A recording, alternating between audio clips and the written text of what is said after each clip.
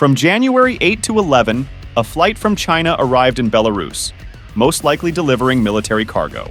It is not yet known what exactly was brought to Belarus, but the plane landed in the VIP zone used by self-proclaimed President Alexander Lukashenko.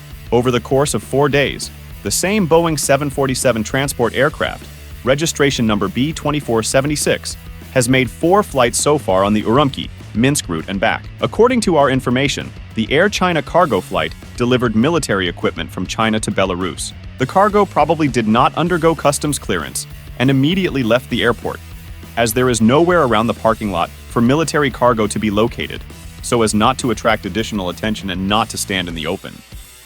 On January 29th, Ukrainian defenders shot down a Russian Su-34 fighter bomber in the sky over Luhansk region. The destruction of the enemy aircraft was reported by the spokesman for the General Staff of the Armed Forces of Ukraine, Andriy Kovalev.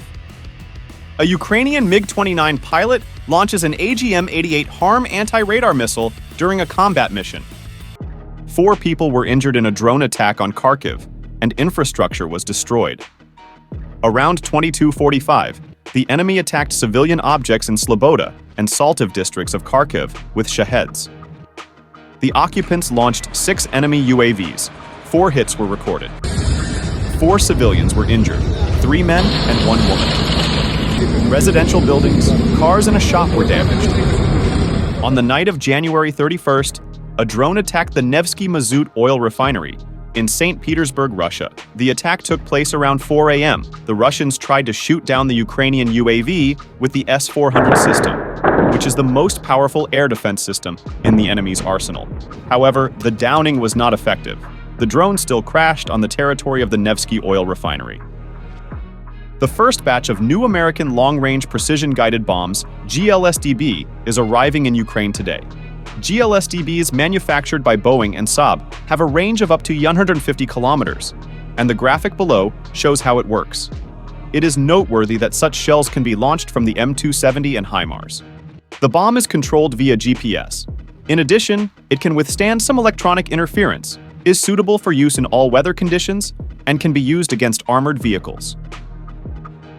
In this footage, a Ukrainian Mavic operator takes a Russian soldier prisoner and leads him to our positions. One of the few occupants who turned out to be smart, he saved ammunition for our soldiers and replenished the exchange fund by surviving. In case anyone was wondering why Russian tanks are burning, Russian tanks are a powder keg. The crew sits next to ammunition, shells, and charges.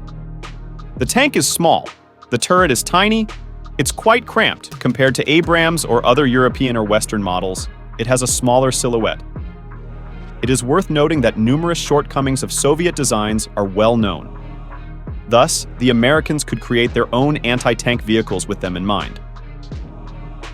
Russian television regularly shows them abducting Ukrainian children. And this time, the Russians show how a Ukrainian boy now lives in a Russian family.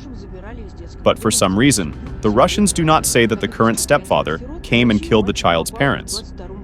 Since 2014, 1.5 million Ukrainian children have found themselves in the occupied territories of Crimea and Donbas.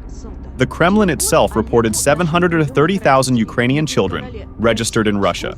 In just 1 year, this number of children crossed the border with Russia. We cannot know which of them were abducted, which of them fled the war with their families, which of them were deported. On January 31st, a prisoner exchange took place between Ukraine and Russia, and 207 Ukrainians returned home. President Volodymyr Zelensky said in a telegram, "Ours are at home, 207 guys.